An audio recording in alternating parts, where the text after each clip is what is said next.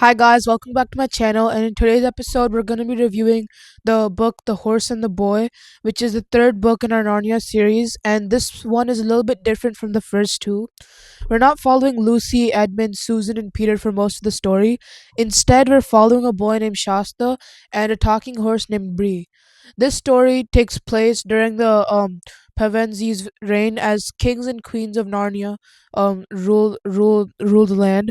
So technically, this story is happening at the same time as the first book ending, but today we're seeing a completely different part of the world. Today we're covering the premise, characters, the big twist, Narnia lore, themes, my take, and the final verdict. Here's who this book is for. This book is great for fans of Narnia who want to explore more of the world outside Narnia itself, readers who like adventure stories, people who enjoy talking animals, fans of stories about discovering where you actually belong, readers who like stories with the big reveal near the end, and probably one of the easiest Narnia books to read as a standalone. So here's what to expect.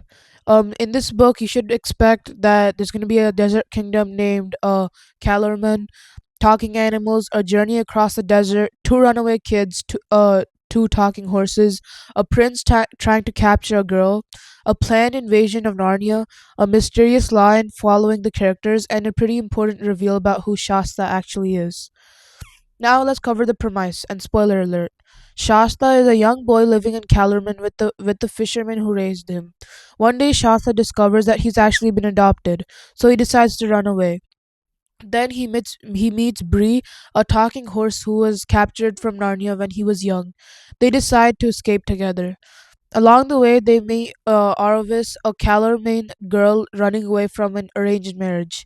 She has a talking horse named Hwin, and the four travel toward Narnia. But they discover that the Calormain prince Rabadash is planning to invade Narnia. Now their journey becomes a race to warn the Narnians. Now let's cover a full character breakdown. First, we have Shasta, and Shasta starts out not thinking where he belongs, and he doesn't know where he's from. He doesn't think that he thinks he's just a poor fisherman boy, and he doesn't know his real family, he doesn't know his history, and his journey is basically about discovering his identity. He's also inexperienced, and a lot of growth comes from having to survive without anyone else taking care of him. Next, we have Bree, and Bree is probably the most entertaining character. He's a talking horse from Narnia. He's intelligent, he's brave, but he's also incredibly proud. He constantly wants everyone to know that he's a Narnian horse, and his biggest flaw is basically his ego. But he talks about courage constantly, and when real danger appears, he sometimes gets scared. That's the actual point. Bree thinks that courage means never being afraid, but he eventually learns that the real courage means doing the right thing when you're afraid.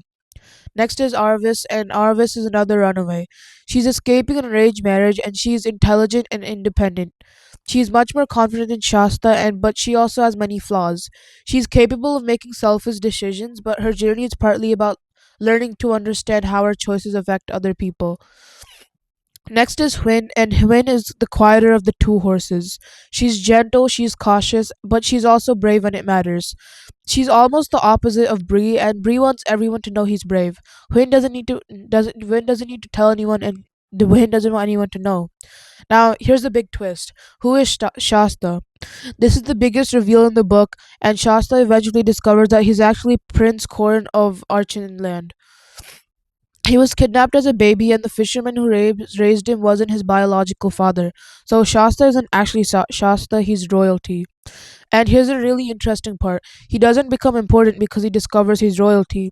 He was already brave before he knew who he was. His identity just explains where he came from. Next, let's talk about the lion, and throughout the story Shasta keeps encountering a mysterious lion. At first he thinks that it's chasing him, and eventually we learn the lion is Aslan, and he has actually been guiding Shasta's journey this entire time. Even crazier, Aslan reveals that he was responsible for some of the events Shasta thought were bad luck. And he explains that he was protecting Shasta, and what Shasta thought were random dangers were actually part of a larger plan. Now, here's a big Narnia lore moment. Aslan was everywhere. Aslan wasn't just sitting in Narnia waiting for Shasta to arrive. He was actively guiding events outside Narnia. This expands the area of Aslan significantly, and he simply isn't the king of Narnia. His influence extends beyond Narnia borders. This also helps you connect to the idea that you don't always recognize Aslan when he's helping you.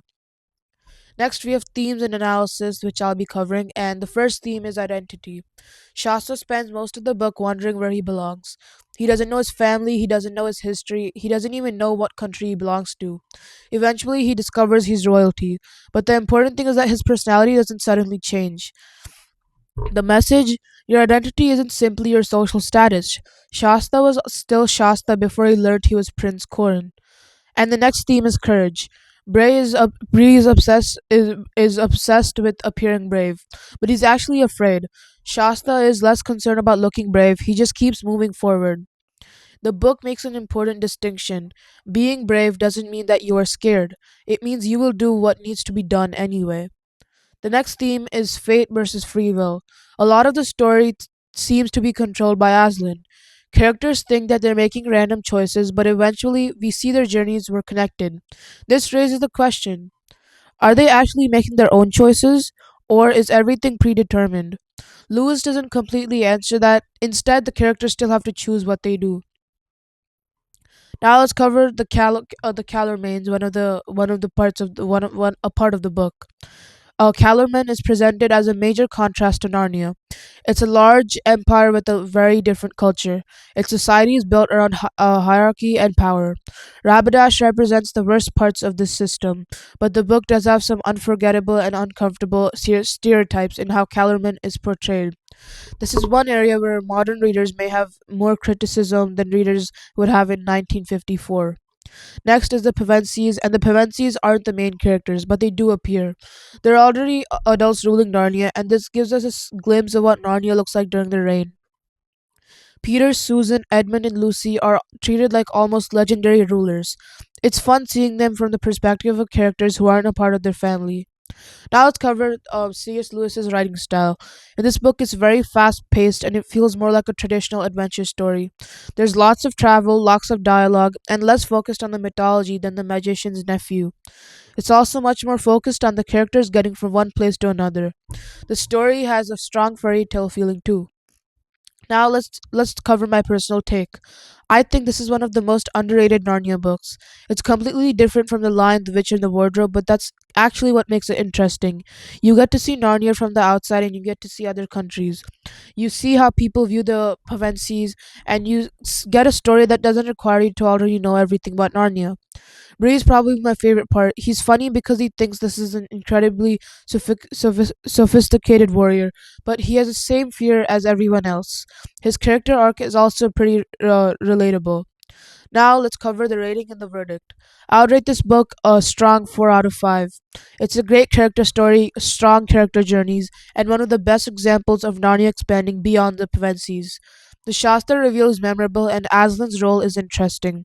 Bree is one of the funniest characters and some of the Calaman portrayal hasn't aged particularly well. Now here's my final verdict. The Horse and His Boy isn't the most important Narnia book for the overall mythology, but it's one of the most fun.